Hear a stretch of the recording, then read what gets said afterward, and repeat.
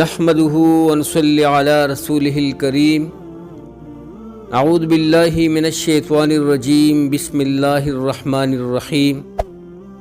میرے پیارے بھائیوں، بزرگوں، دوستوں اور پیاری بہنوں، السلام علیکم ورحمۃ اللہ وبرکاتہ۔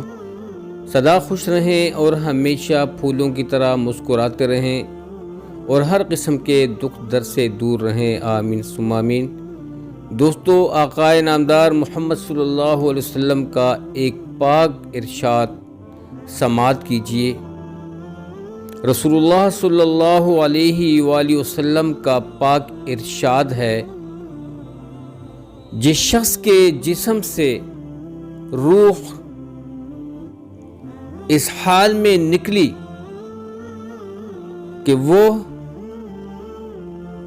3 چیزوں سے بری تھا،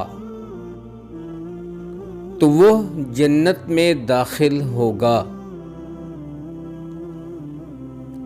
تکبر، قرض اور خیانت۔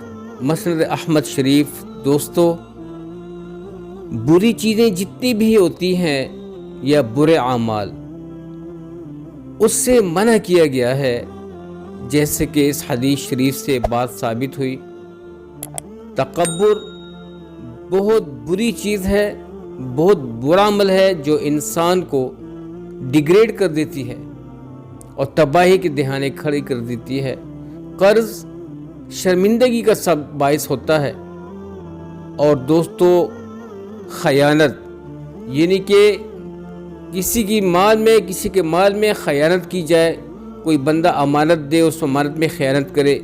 صرف یہ نہیں، اگر کوئی بندہ دوستو اس ملک کا سپاہی سالار ہے یا اس ملک کا ذمہ دار شخص ہے اور اس ملک کا خلیفہ ہے، اس ملک کا صدر ہے، وزیر اعظم ہے، یا کوئی ایسا شخص جو کسی بھی ذمہ داری والی جگہ پہ بیٹھا ہے اور وہ اپنے اس فراز منصبی میں دوستو دھوکہ کرتا ہے اور خیانت کرتا ہے، چوری کرتا ہے، تو دوستو وہ یہ نہ سمجھے کہ اس کی جان بخش دی جائے گی، بلکہ دوستو وہ مقروض ہے اور اسی مال پہ وہ تکبر میں بھی رہتا ہے جو قوم کا مال ہوتا ہے۔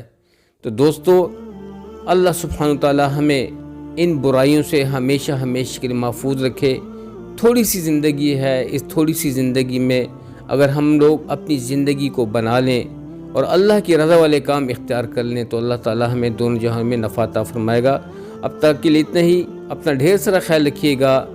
جزاکم اللہ خیر۔ السلام علیکم ورحمۃ اللہ وبرکاتہ۔